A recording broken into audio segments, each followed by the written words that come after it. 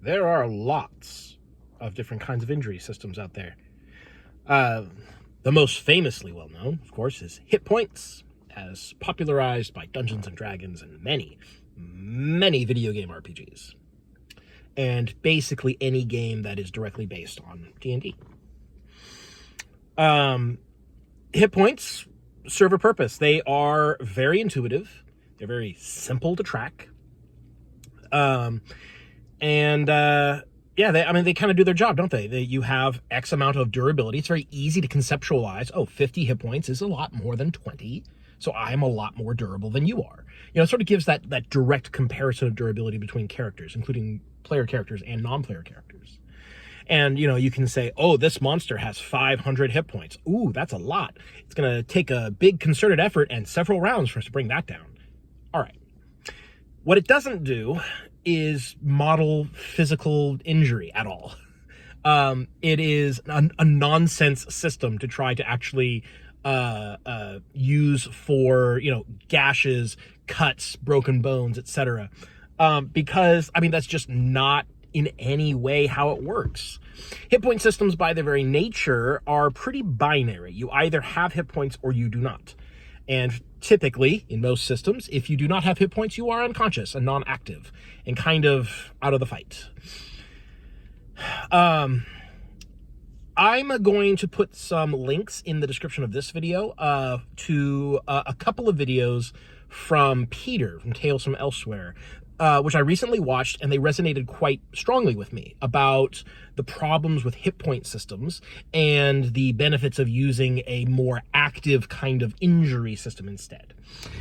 These videos and the ideas that he uses for his game resonated with me so well that I very nearly dropped the injury system that I was using or I was developing for Code World in favor of that. I decided not to in the end because the system that I had one big advantage, which is that it is slightly faster.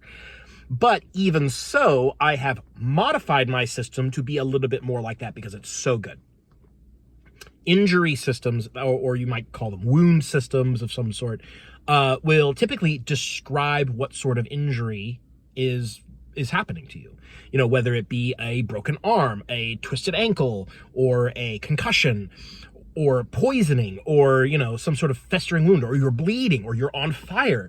These are, they kind of blurs the line between injury and condition sometimes. But I don't think that's necessarily a bad thing. Having conditions be a kind of injury, or injuries be a kind of condition, that seems cool to me.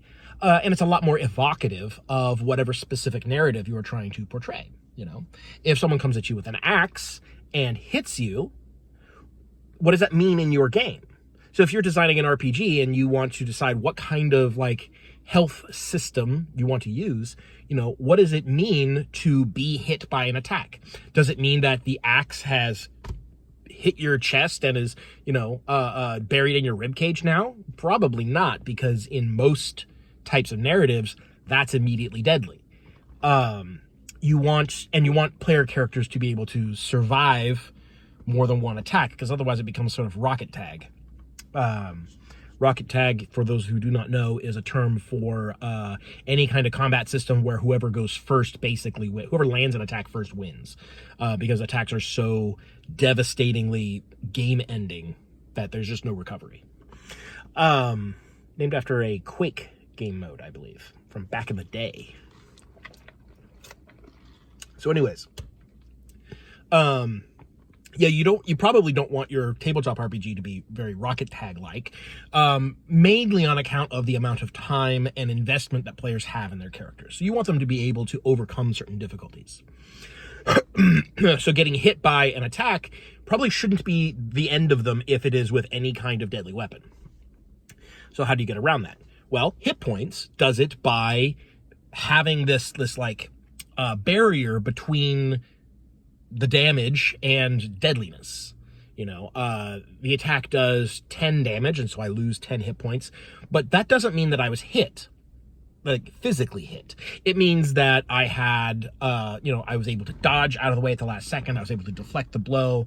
I have some sort of plot armor, luck, fatigue, etc., that allows me to turn that hit into something that isn't immediately deadly, which means that hit points really, logically, cannot be your ability to sustain physical trauma.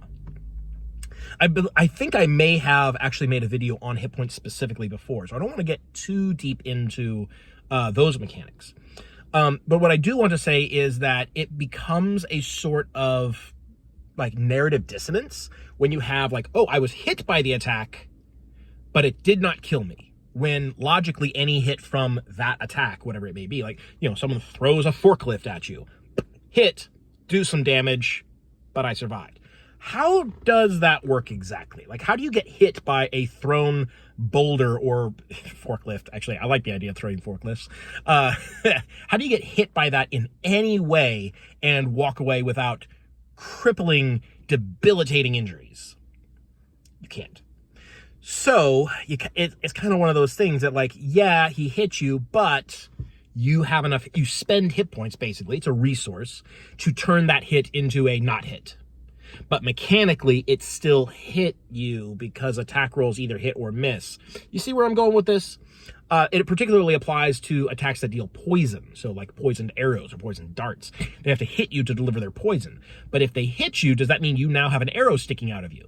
Well, that sucks. Like, imagine trying to continue fighting at full effectiveness with an arrow sticking in your chest. Ugh.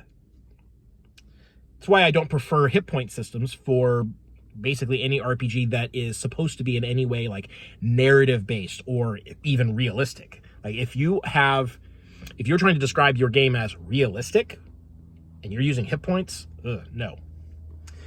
You are at cross purposes with yourself, my friend. So if someone is looking for some sort of injury system or health mechanics in general, I usually try to steer them away from hit points. And if at all possible, steer them away from expressing damage as a number. Now, I did hit points and damage as a number for Song and Steel, specifically because what I was trying to evoke was not, here's a narrative-based type of health system, or here is a realistic system. It was, this system is fast, easy, and evokes the source material. The source material being Dungeons and Dragons and that family of RPG styles. But for Code World, like, no, I don't, like, not only are we not expressing damage as a number, we're also not expressing health as like a track that needs to be filled up and then you go down. For several reasons, including those which Peter had very skillfully explained in his videos. So what other systems are out there? There's a lot of really good systems. Fantasy Flight's take on Legend of the Five Rings, I will say, as this sort of like almost transitional mechanic between hit points and non-hit point systems, because they have fatigue, which is very much definitely like a hit point equivalent. You take damage, you lose that much, or you gain that much fatigue, and fatigue goes up until it hits a defined threshold, at which point you cannot take any more fatigue, and or you can't defend against attacks anymore. You can still take fatigue. You can't defend against any attacks while you're at or above that threshold. Once there, any attack against you, you can't defend yourself because you can't take fatigue. And so they become critical hits. Critical hits are what is defined as actual blows that land. If the blow does not land on you, then like it's very much like explicitly described in the mechanics that, like, if you are able to defend yourself by taking fatigue, the attack did not hit you. Like, you don't take it, like, your armor doesn't get damaged, you don't gain bleeding conditions or anything like that. You were able to defend against the blow, dodging, parrying, etc. So it's very clear that, like, taking fatigue is not being hit by the attack, even if the attack is successful. And so, being critically hit is what applies conditions like bleeding and dying and dismemberment and those kinds of things. So that's sort of I would consider that sort of transitional, because it has a lot of similarities to hit points, but it's also pretty clear about like what they are, and they are not for absorbing physical punishment. They are for avoiding physical punishment, in fact. It's basically just a secondary dodge system, which is helpful in a game where attacks are against a static TN. Because the TN to attack someone in melee does not really change much. They can be in a defensive stance that might make it a little bit more difficult. But for the most part, it's a standard TN2, which is pretty easy. So you're going to get hit a lot, but you absorb it with fatigue. Beyond that, you have things like the Tales from Elsewhere system, which is very narrative-based, where you take an injury as defined by the thing that is attacking you, such as like a festering wound or bleeding or etc. That is, it's very good for that style of play. You could also do something kind of similar. Blades in the Dark's harm system, where you have 3 different levels of harm that you can take. Level 1 is the least severe. Level 3 is the most severe. You can have 2 level 1s and level 2s. Only 1 level 3 harm slot available. If your slots are full, you have to go to the next highest one. So as injuries accrue on you, they naturally become more and more severe because you run out of room for the lower injuries. And every time you take an injury, you decide collectively with the GM what type of injury that is. You know, is it my fist is broken and that's a level 1 injury, or you know, my face is burnt, that's a level 2 injury. And these levels of injury have effects if the nature of the injury applies to what you are doing. So running away, you know, maneuvering, escaping, hiding, etc., probably isn't affected by a big, you know, burn mark on your face, but maybe talking to someone is affected by that. So that is an interesting little system that is surprisingly versatile. It has the drawback of being not as exceptionally granular. So if you're looking for, say, you know, hit locations and being able to, you know, do called shots, I mean, it helps that like this system is only for player characters. It's not used for NPCs at all. NPCs, you basically fill up clocks. Usually, I mean, depends on the specific situation. You're probably filling up a clock to make them withdraw or die or whatever it is that you're doing. But for player characters, they're going to be dealing with the harm track. That is definitely something like if someone were just getting started on designing RPGs and they're looking for a good injury system or a harm system or some kind of health mechanics, I would probably point them first to Blades in the Dark, because it is a powerful, versatile, and very simple and easy to understand system that doesn't include hit points. Again, in this system, damage is not expressed as a number. It is just a type of injury. You know, I mean, there's okay, technically yes, there's numbers involved. You know, is it level 1, 2, or 3 harm? But it's not like, you know, I'm taking 9 damage. Well, let me check, you know, my damage reduction, and I'm gonna, you know, absorb that up, and I have 12 hit points, so it's fine. No, it's narratively agreed upon based on the severity of the injury in question. So you have Blades in the Dark, you have Tales from Elsewhere. Code World, I'm doing something pretty similar to Blades in the Dark, but actually just even more simplified. But I mean, I don't have that even nailed down yet, so I'm not even going to get into that. Let's see, other mechanics. So if you are making an RPG that isn't explicitly about fighting, there's a pretty good chance you don't need a health system at all. Consider something like Kids on Brooms or Kids on Bikes. I assume works the same way. I actually haven't read that one. I've only played Kids on Brooms. In Kids on Brooms, characters don't have like a health track. There's no injury system. There's no damage mechanics. All injury and damage and fighting is done narratively just like any other task. And so that is definitely an option if fighting is not like a focus of your game. If you don't have like a whole separate chapter for, you know, here's the combat rules. If you don't have something like that and it's largely narrative-based game, yeah, you probably don't even need a health system. It's not mandatory. Let me think. Lancer kind of went with hit points plus because you have multiple health bars. That's a neat thing. And that is an easy way to track like how severe is like every time you lose a health bar, you can say like, oh, some more like actual damage gets applied to you. And Lancer does that sometimes with like, you know, losing a weapon mount or losing a system or something like that. I wouldn't necessarily copy paste Lancer's health mechanics onto another game. It does have some issues that would probably need to be addressed. And also it's, you know, pretty specific to mechs, but I think with some care it can be adapted to other games and work out really well, actually. Being able to introduce that sort of that tiered amounts of hit points really gives you a lot of tools as a designer for compensating for the limitations of hit point systems. So there's that to consider. Let me think. Am I missing any like big notable health systems? Did Blades in the Dark? Powered by the Apocalypse usually has like health tracks, which is, yeah, kind of a slightly less granular form of hit points. Oh, the other thing you have to worry about with hit points is whether or not you're going to scale health based on character advancement. Some systems do, some systems don't. There are advantages to both. I prefer non-scaling health so that anyone can look at a character at character creation, brand new to the system, versus like, you know, a character at the end of a campaign and still easily understand how valuable each point of health is. This is something that primarily is only of concern to hit point systems.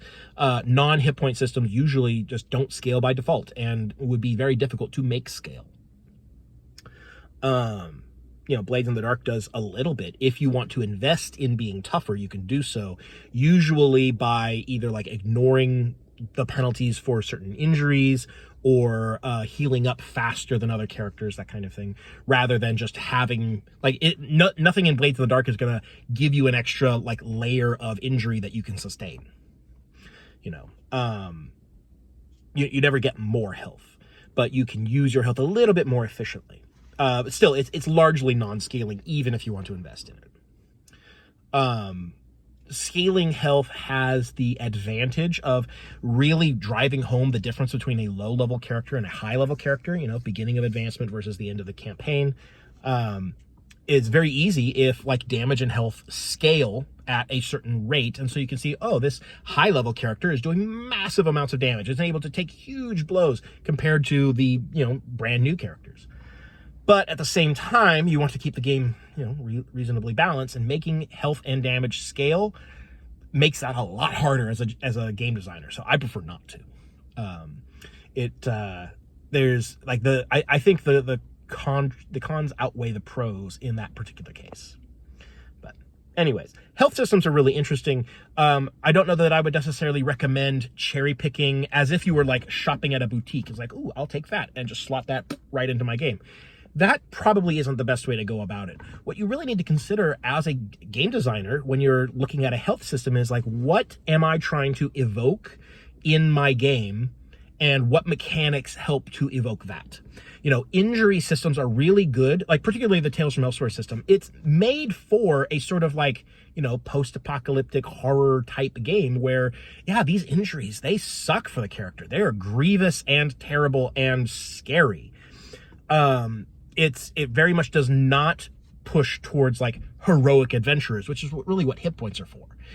You know, having a pool of hit points is very much about, or very much supports the heroic fantasy of like, oh, I took an attack, but I'm fine because I'm badass, you know, that kind of thing. So consider what sort of genre you are trying to support with your mechanics, and find a system that supports that well. And this kind of digs into my whole thing where I'm always telling people, you know, go experience other games, play more games so that you can see how these game mechanics affect play and what they do to the genre and what sorts of things they naturally lend themselves for. Health is a perfect example of this, because there's lots of different great systems that are awesome for what they are and what they're supposed to do. But you know, they're not for everybody. and they're not going to work equally well in all games. You know, I'll sing the praises to Blades in the Dark system for forever. You know, it's one of my favorite games. Would I use that system for a D&D like? Probably not. Like, hit points kind of, they serve the purpose of that genre really well, actually. So anyways, just something to consider.